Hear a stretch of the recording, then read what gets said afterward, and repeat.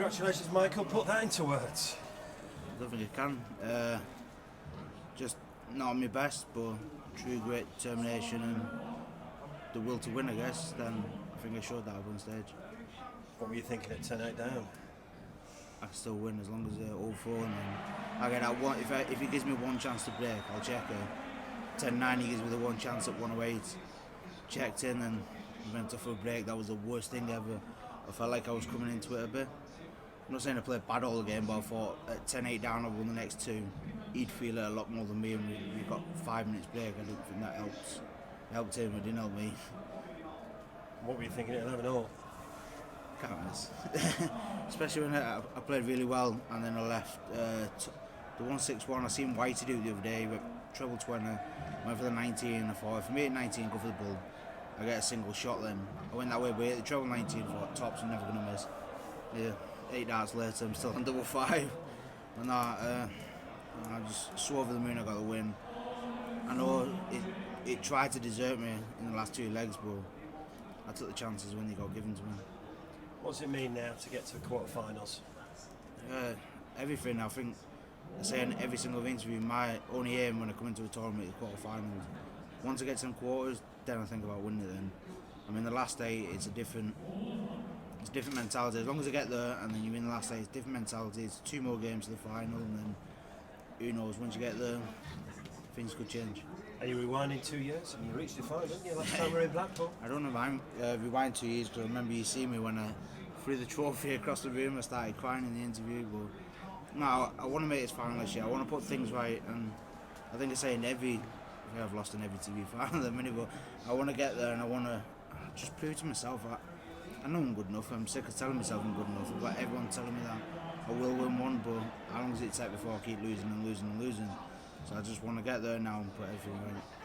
You said after your first round win that you didn't get used to the crowd. It took you a while. Was it easier tonight? Yeah, I was nervous the first round against Ryan Searle. It was like, I've not played him from now for about 16 months or what, so tonight it was a bit louder, a bit hotter because of the fans. But no, it was just nice. It was like, it went back to, like you just said, if we rewind 2 years, it just went back to a normal game where I've got everyone screaming, I've got everyone having fun.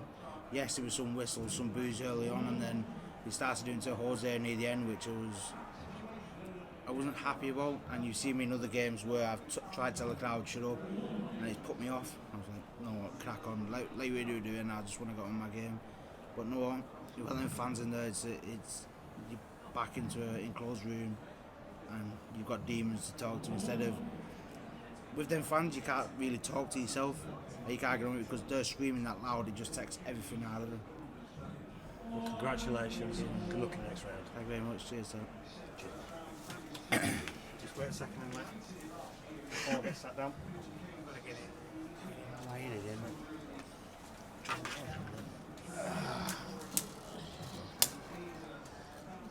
Keep it really microphone. Okay, fellas. Everyone good? Michael, many congratulations. You sit there, smile on your face. Reflection, how are the emotions after an absolute roller coaster against Jose? I think the biggest thing for me was being written off. I was supposed to be the first seed that got beat off Ryan Searle. I didn't stand a chance tonight, as you've seen by what all the commentary and bookies and everything said. You know what, I'm still sat here, I'm still talking, I'm still having fun, and I'm still in the tournament as well.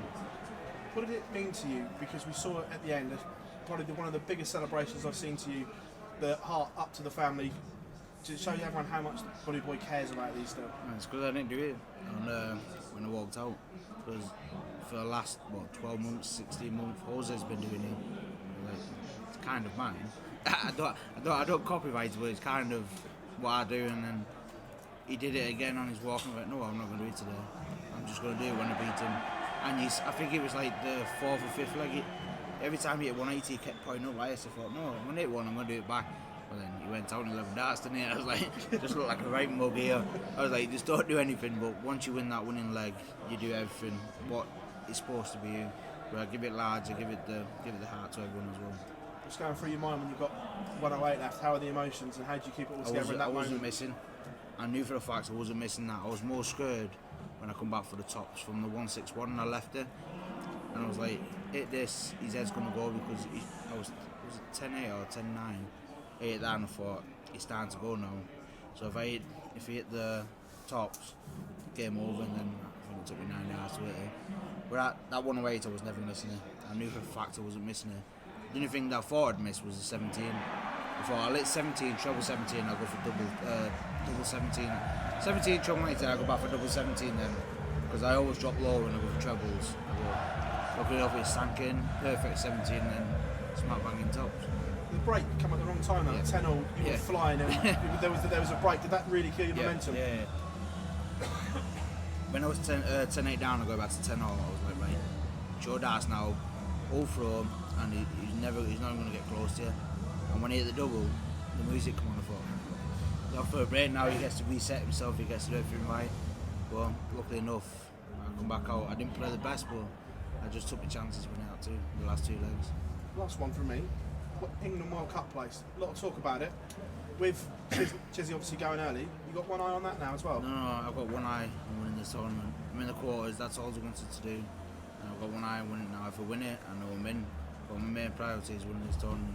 I've got a lot of housework to do, a lot of bills to pay, so winning this would help massively. Michael, congratulations on this. Thanks very much. Cheers, lad. Michael, being the higher ranked player of the two, but being the outsider of the bookmakers, and obviously much about the pundits fancying Jose to win, did that just give you that extra bit of motivation? Everyone ripped me off, and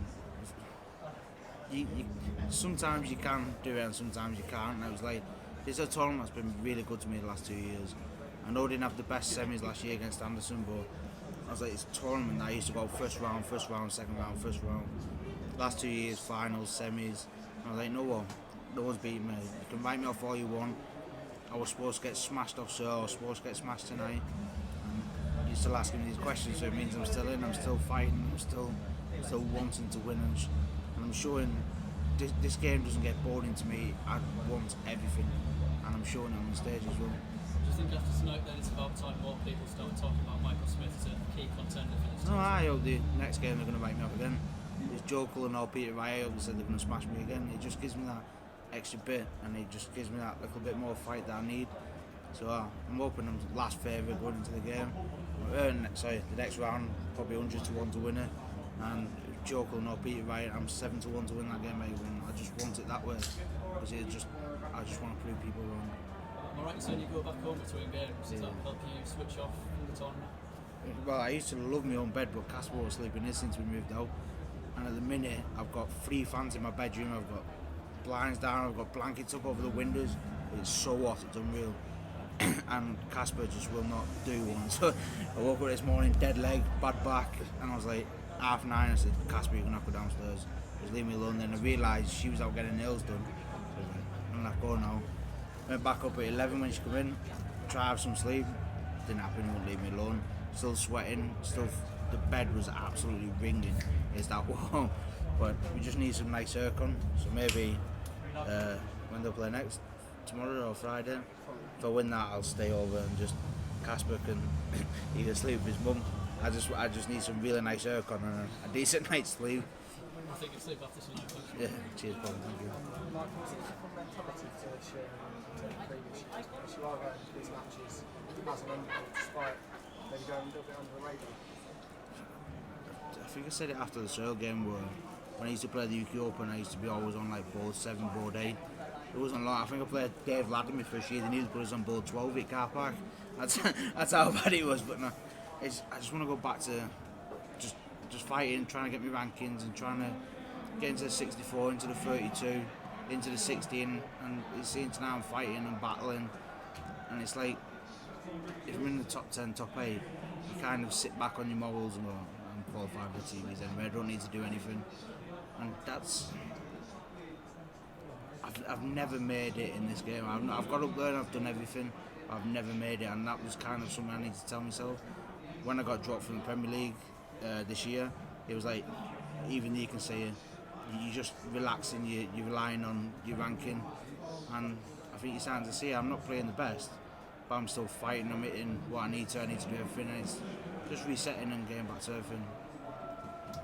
Just one more on the break in time. Did you actually know that it was going to be a break? He said it 10-0, but he said 5-10, and then if it goes 10-0, it's a break, and then but when you're in a match like I was back and forward, he went 2-0 up, and then I won that session 3-2, and then I went 2-0 up, he won that session 3-2, and it was going like that, and he was like, he takes 2 legs, I bring it back, and when he did go to 10-0, he was like, right, it's your darts, get ready. And as I got my towel for my face, the music came on, I was like, no, I remember now it's 10-0, it's off stage, and just quick get my deep freezer, spray my back and stuff, and it was like, just cool yourself down, get back on stage and just reset yourself. It's like you're playing in the local league, you're 5-0-1, it's best of 3, and crack on.